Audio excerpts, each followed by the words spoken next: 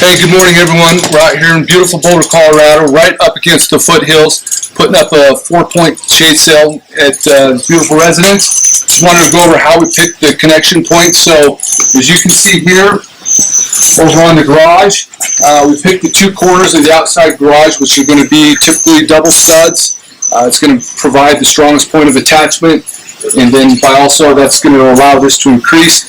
And then the other thing you can see is we ended up burying the post, what is this, probably 6-inch diameter steel. Again, it's not a 4x4 wood post or anything like that. It's very structural, it's very significant. Set down into the ground, dug the hole first, dropped the post down in there, poured the concrete around it, and then again, you can see that pretty much everything we do, we're going to want the post tilted out away from the tension. So these things are very sturdy, and we'll go ahead and get the hardware set up. We'll get it measured and walk through that real quick.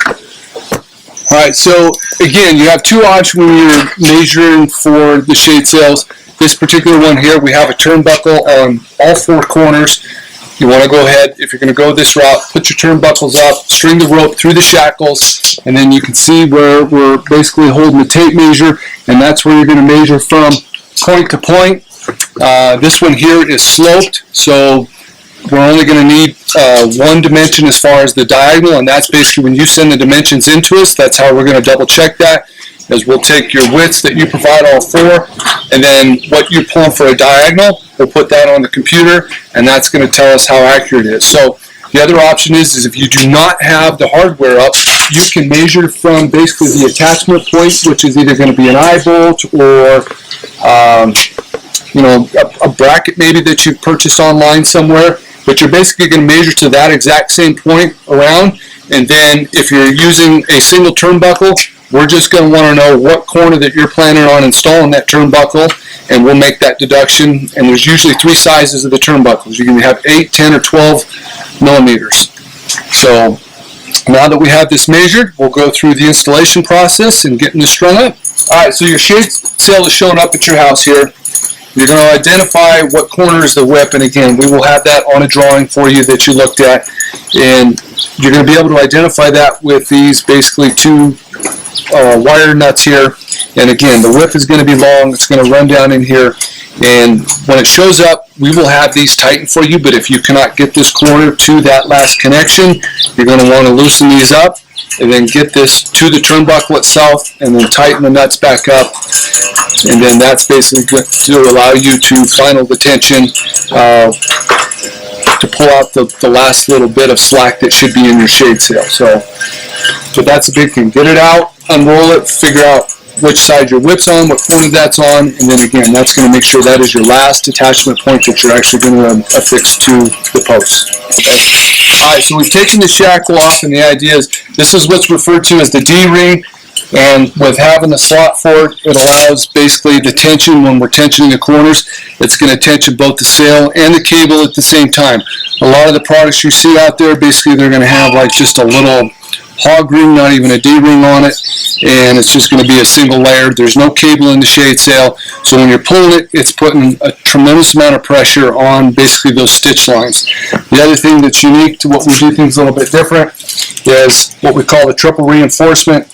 So you can see this here is double layered, so that's essentially 4 layers of fabric once it's done on both sides, and then we sew a big patch in the corner as well, and then you're also going to have the loop out here. Again, ideally all your tension is on the corners, and this is how we make our sails, which is unique to Four Seasons. So your last corner, you're not going to be able to hand pull that like what we ended up struggling to get that there, and that was with third of the four corners.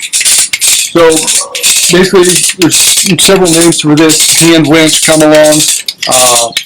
Some people can even use a heavier ratchet strap where you wrap it around the post, and then basically that's what you'll do here. So we're going to take this, wrap it around the post, and we're basically just pulling this last corner to where we can get it tightened into the shackle.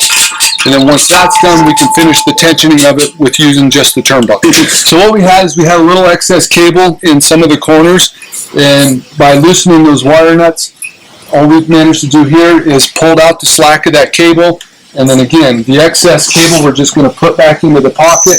They'll tighten those wing nuts, or the lock nuts up on the wire nuts, and then we'll go ahead and finish tensioning it. So, but if you do have some cable that's hanging out, or there's a little bit extra, loosen those up, just pull it through, and you want all that cable as tight as possible as far as hand pulling it before you start turning the turnbuckles.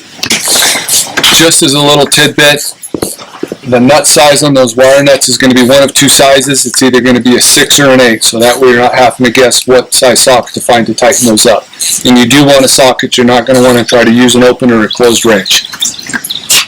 So here's another little secret, is using like a lithium lubricant.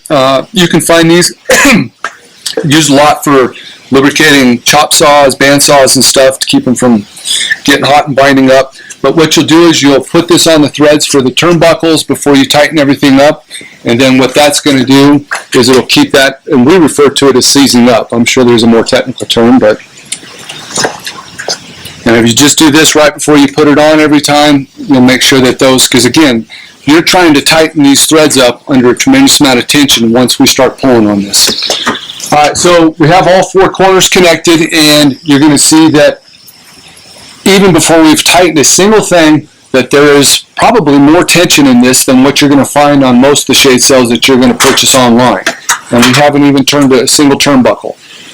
You can see the excess fabric in here, and once we start turning on this, you're going to watch all of that disappear. And pull on that for me, will you, Ty? So you can see how loose this is right now, and we'll do the same thing once it's all finished and tightened up, and you're going to see the difference. But even right there is minimal movement compared to what you're going to purchase online. Alright, so we've gone through and basically adjusted these so the thread length on all these is pretty similar. You don't necessarily have to have that, but you know, it's just kind of the small little details you're paying attention to. And then the last thing you do is once you have those turnbuckles tight, you're going to see that there's a nut on those. You're going to go ahead and put that nut down to where that turnbuckle cannot come undone. And now with the final tension, you can see what this is at. So again, this is not going to pocket air. You're going to want the air to roll over the top of it. And that should be it for how you install a shade sail. And then basically when you're taking it down, you're just going to go back through the reverse process. You're going to loosen your corner with the whip first, and then make sure you loosen everything else up. You're going to leave your hardware up if you want to or not. The only thing you really want to pay attention to every year is to identify what corner that whip was on and make sure that corner is the same every year. Thanks so much for watching, and we'll look forward to hearing from you soon.